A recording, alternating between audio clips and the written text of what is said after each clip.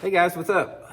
Welcome back here to today's edition of the Fishing Teacher, and really appreciate you guys coming by the channel to spend some time with me watching the video today.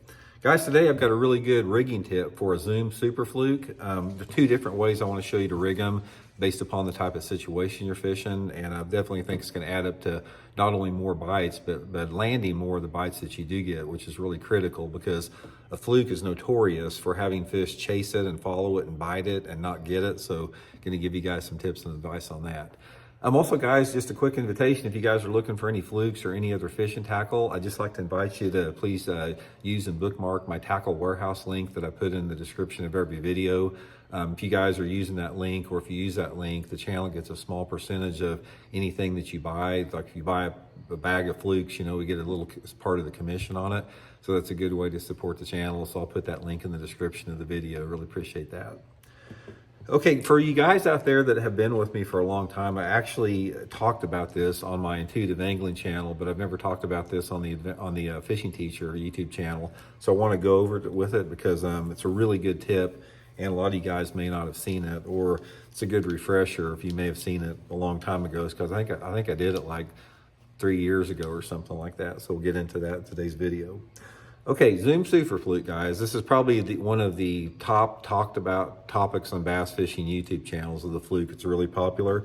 And traditionally, you rig this with an EWG or an offset hook, which I'll show you guys how most people rig the Super Fluke. This is how 99% of the people rig a fluke. Use some type of an EWG, and they just rig it like that, where it's weedless. And this is okay, but guys, this is not near as effective as what I'm going to show you. Now, there's a couple different reasons. First of all, when you have the hook through your plastic, even though it comes out the top here, you still have a lot of plastic in the way right there. Look how much plastic is in the way of your bite gap there. So you have a lot in the way of actually hooking the fish. And on top of that, a lot of times when you rig a fluke like this and you jerk the fluke, it tends to blow it out of the water. It won't dart down and fight to get down. You know, you want a fluke to go down and start, you know, jerking around like that. You don't want it to hop out of the water. And when you rig it like this, unless you have it rigged just right, a lot of times it'll pop out of the water with that. Now, the way that I rig a fluke, 95% of the time, the only time I don't do this, if I'm fishing a fluke around heavy cover, which is not very often, is I take a straight shank Gamakatsu hook and I come in through the bottom. And when you come in through here, guys, just thread it through, and you want to stay pretty close to the top here when you thread it, because if you go too far, you're going to get into this big opening right here, and you're not going to get any plastic. So sort of stay along that upper part of the back there as you run it down, and come through about halfway through the fluke. And then what you want to do is you want to pull it out the back side, straighten it out. So where you have the hook coming out the bottom like this. Now, a couple different things here why this is so good. First of all, you have an exposed hook point there. So even though you do have a little bit of plastic in the way, there's not much, because that opens up there. Look how much bite gap that you have on there. It's an exposed hook. It's not laying against anything.